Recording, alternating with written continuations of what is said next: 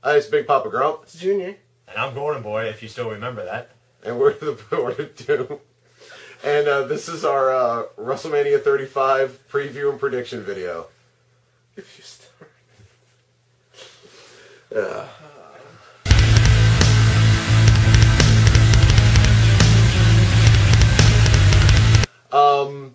So yeah, let's start with the pre-show, because why not put the cruiserweights there?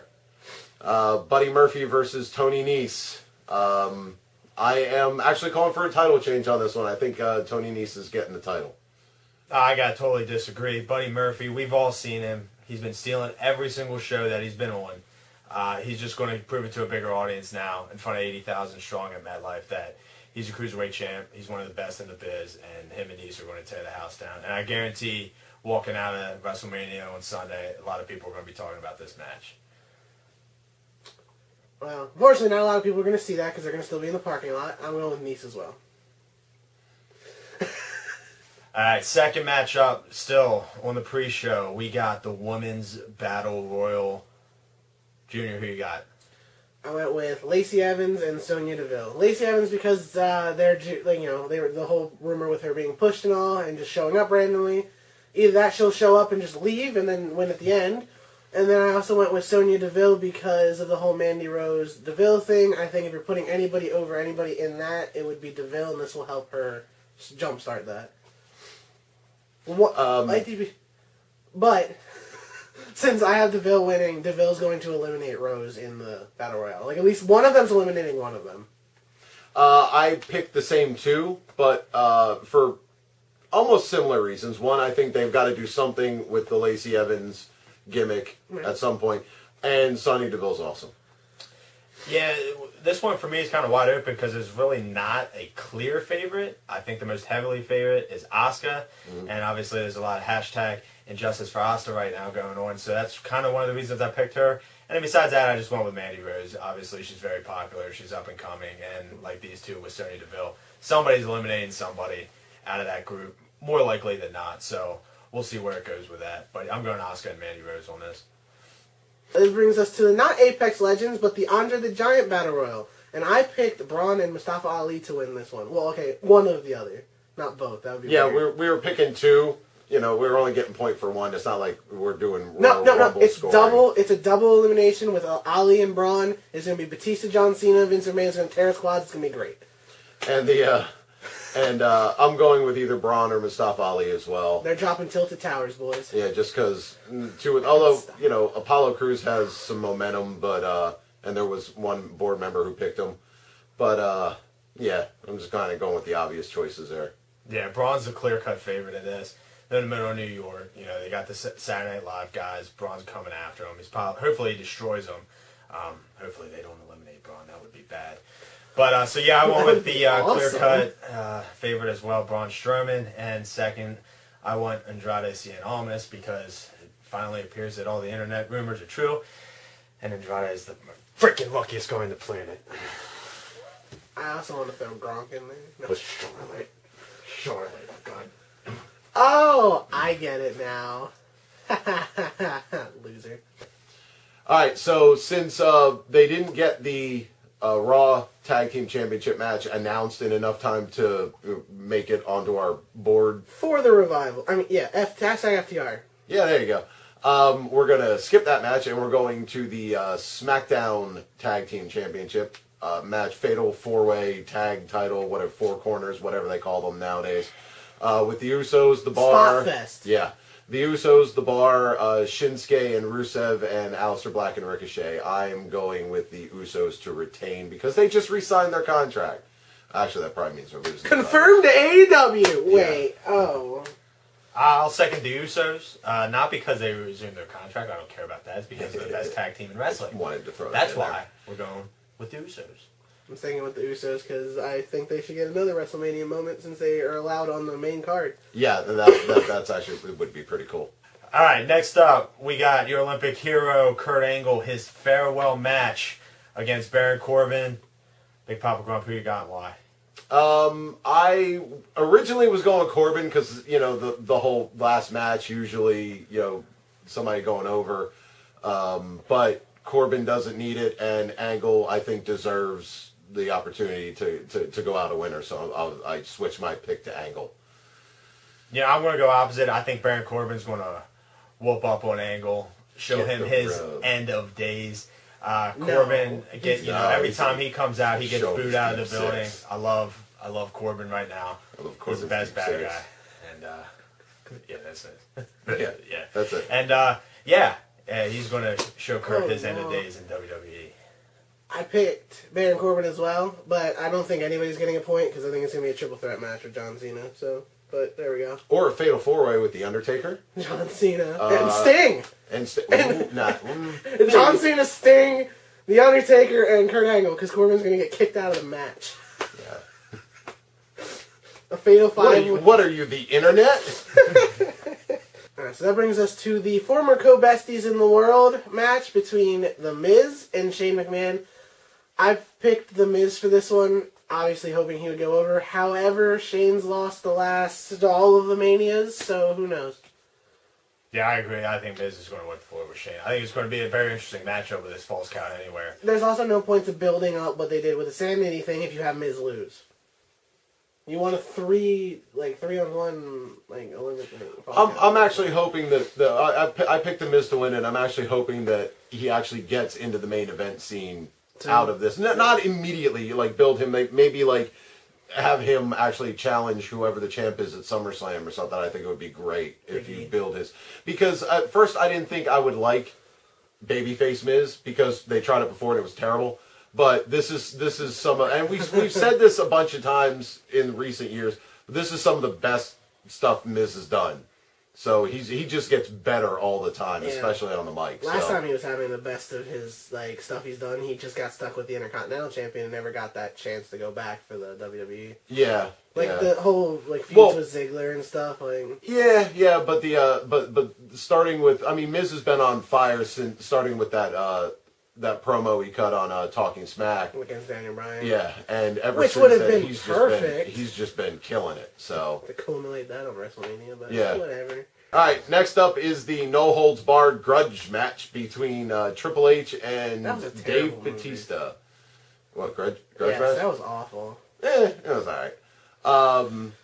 Where if Triple H loses, he retires, and if Batista loses, he still gets to go film Avengers and Guardians. So, win-win for everyone. And Suicide Squad. No, because why not? This is one where I was flipping a coin because neither one of them actually needs it. So, other than the fact that Triple H retires and he can't if he loses, he can't do any more Saudi Arabia shows.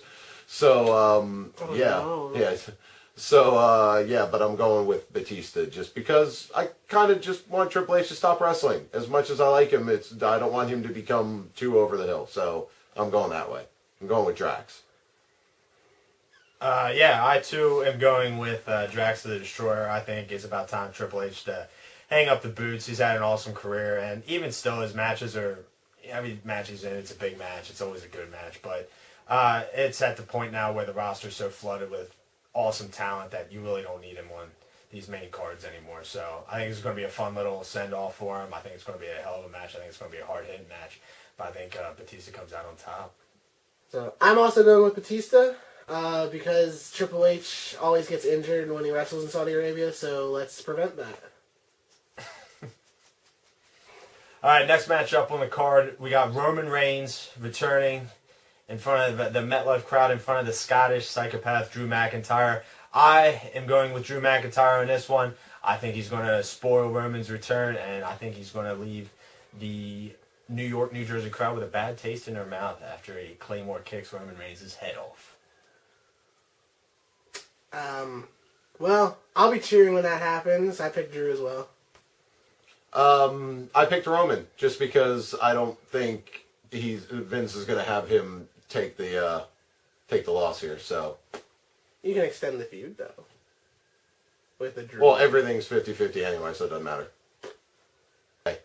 All right. So up next is the Women's Tag Team Championship match. Well, okay, no particular order of card, but we're talking about that one next with Hugs for Life versus the Botch Twins versus the Iconics versus Beth Phoenix and Natalya. I picked the Hugs for Life because we can't have nice things. Yeah, I'm also going with Hug Life. I think this match is going to be iconic. I wish.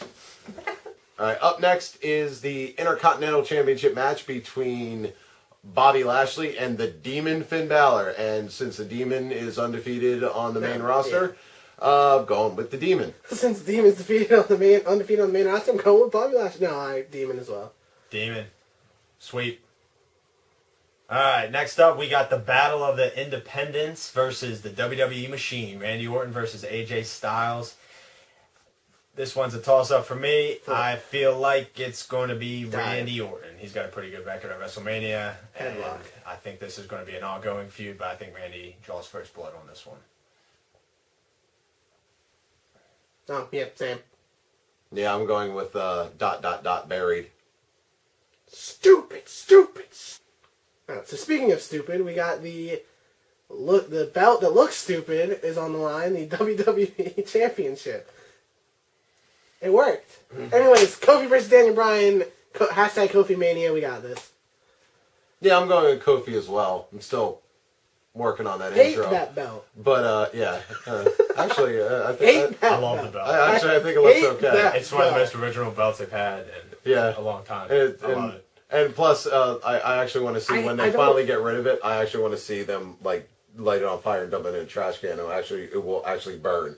So I don't like vegan Daniel Bryan. I never liked that character. Yeah, I'm going to go Kofi Mania on this one too. This is going to be one of the feel-good moments of the show. Give the fans what they want, right? After they get destroyed by Drew. All right. Assuming that the match is on, because we don't know if what the extent of this ankle injury to Rey Mysterio is. Samoa Joe versus Rey Mysterio with Dominic in his corner for the United States Championship. If the match happens, I go Samoa Joe to retain. I just think that they're actually trying to build a little bit of momentum for Joe. So what is with Samoa Joe and like attacking families? Like, is this just his thing? Yeah, that is kind of his gimmick. Like, he did that with AJ. He's doing this with Ray. So, Joe. No, Dominic. I'll be your daddy. Yeah, sweet. Yeah, it's Eddie Guerrero. Yeah, well, yeah, it is very reminiscent thereof. Yes, it's as long as they're not battling for Dominic's custody, since he's a full-grown adult now. All right, and now for the Universal title, will Seth Rollins become the Beast Slayer and take the title from Brock Lesnar, which is what it seems like the entire WWE Universe wants at this time? I, for one, say yes. I think Seth Rollins takes the title, and again, we get another feel-good story of the night for WrestleMania. Yeah, I'm going with Seth to win. I don't necessarily think Brock is leaving to go do anything else anytime soon. I don't think that Cormier thing. Although there's a rumor out there that Cormier is going to interfere and cost him the title. So there's that. But I mean, yeah, I just think Seth's going to win regardless. They've been building towards it. So and plus you got plenty of guys like McIntyre. You could set up a feud with Roman. And it's a little bit more, it's a little bit fresher. I mean, I know Seth and Roman have gone at it in the past, but this is it's different now. Whereas Brock, he doesn't use the pedigree. Yeah, Brock going through the same 5 guys is just going to get obnoxious. So, yeah, so I'm going with Seth. Alright, yeah, Seth, so I can actually see the belt defended more than once a year. Brings us to the last match on the show that we are talking about, because Raw tag team. But we got the triple threat match for the SmackDown Live Women's Championship and the Raw Women's Championship to combine them into one. Or, well, not combine them, but winner take all. Winner take all. You have Becky Lynch versus Ronda Rousey versus Charlotte Flair. And I'm going with Becky Lynch because it almost seems like that's what has been building to, and that would be your field goal moment to leave the stadium happy. If you're still there. Yeah, I'm going with that. I think that this has just been building towards Becky. I mean, I don't know if she's going to hold the belt that long. I don't necessarily think that this means Ronda Rousey's disappearing immediately either. So it could set up that one-on-one match between them, like for a rematch or whatever. Keep her away from Charlotte for a little bit, just because we've seen that plenty lately. So a little bit like a month break or whatever would be cool. And then, and yeah, so I'm going with Becky Lynch. I'm going to be the odd man out on this one. I think Ronda Rousey retains her title and adds some more gold around her waist. I think that this is going to lead to something where, again, you have to kind of revert back, and Becky and Charlotte have that common foe in Ronda, and I'm hoping maybe at the end of the summer we finally get to see what we want to see in the Four Horsewomen battle. So that's kind of where I'm going with this. I think Ronda stays on top, and I think she takes home the gold. Actually, you know how I think that could work if Becky wins is Becky wins, blah, blah, blah. Ronda may disappear for a little bit. Maybe she's not going off Start a Family, but they take her off TV because that's the rumor. And then you have, Becky and Charlotte feud for a little bit. And then suddenly she shows back up with all four horsewomen show up. And now they've got to kind of come together. So they can play it that way, too. They're stealing the UFC storyline. Ronda's gonna lose and cry her way away. I like it. I'm down. Okay. Okay. All right. So those have been our picks and predictions and all that good stuff. So, yeah, as usual, text at the end of the video. Right now, it's still anyone's ball game as far as winning the whole thing, but realistically, it's down to like 5 or 6 of us. It's like the entire board. There's 10 of us, thank you, especially since Flyboy actually participated. Thank you for your service. Hoorah. Oh, wait. He's going to kill me. Yeah, right now it's Big Shez and RX Gambler are tied with 79 points because Shez cashed in his Money in the Bank 2 points.